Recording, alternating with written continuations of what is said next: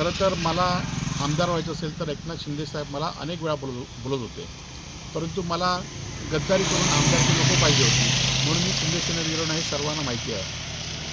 दसरा मेळाव्यापर्यंत म्हणजे लोकसभेच्या निवडणुकीनंतरसुद्धा दसरा मेळाव्यापर्यंतसुद्धा भरत गंगोलेंनी मला फोन केला होता आणि हे भरत गंगोलेंनीसुद्धा मान्य केलेलं आहे.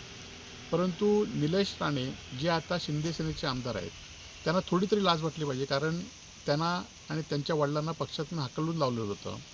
त्याचबरोबर त्यांनी बाळासाहेबांबद्दल काय बोललं होतं आणि निवडणुकीच्या फक्त आमदारकीसाठी किंवा निवडणुकीचं पक्षाचं तिकीट मिळालं पाहिजे म्हणून भारतीय जनता पार्टीतनं सोडचिठ्ठी देऊन त्यांनी शिंदेसेनेतनं आमदारकी लढवली आणि त्यामुळे ते आमदारकीसाठी काही करू शकत होते. परंतु मी आमदारकीसाठी माझ्यावर गद्दारीचा कलंक लावत नव्हतो, कारण लोक माझ्याकडे अपेक्षेने बघत होते.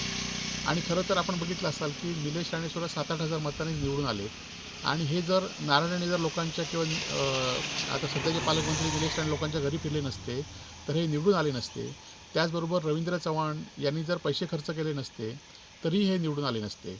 आणि त्यामुळे माझ्यावर टीका करण्यापेक्षा तुम्ही कशा पद्धतीने निवडून आले हे तुम्हाला माहिती आहे आणि तुमच्या कार्यकर्त्यांनासुद्धा माहिती आहे.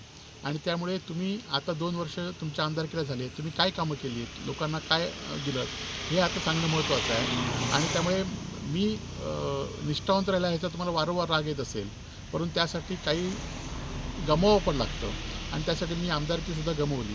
आणि तुमच्यापेक्षा जास्त शिंदे गटाचे आमदार माझे त्यावेळी मित्र होते आणि ते पण मला वारंवार सांगत होते, ते कधी मला भेटले तुम्हाला तर सांगतील आणि आजही मला शिंदे गटामध्ये या असं सांगत आहेत. परंतु मी उद्धव बाळासाहेब ठाकरेंबरोबर आहे आणि यापुढच्या काळामध्ये सुद्धा राहील. तुम्ही आता पक्ष बदलणार याची खात्री बघा, कारण मला वाटतं आहे की तुम्ही शिंदेंना सोडून भारतीय जनता पार्टीत जाल आणि तिथनं पुढाची या असं मला वाटतं आहे. आणि तुम्ही आता शिंदेसेनेत आहात, ते शिंदेसेनेबरोबरच राहा अशी माझी आपल्याला विनंती आहे.